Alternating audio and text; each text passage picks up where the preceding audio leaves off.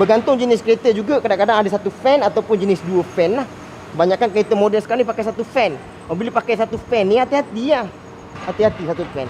Satu fan hati-hati. Lebih pada 5 tahun kereta korang dah pakai, kena biasa tengok sikit temperature tu. Ataupun 8 tahun pakai, tak pernah tukar lagi fan motor aku ni sikit. Original kilang lagi sikit. Tiba-tiba anak pakai. Anak pakai, on kunci, meter minyak full kan. Pam, Langkawi. Oh, Langkawi bawah, pam. Kan? Seronoknya anak kat situ kan. Tahu-tahu pam, kipas kong.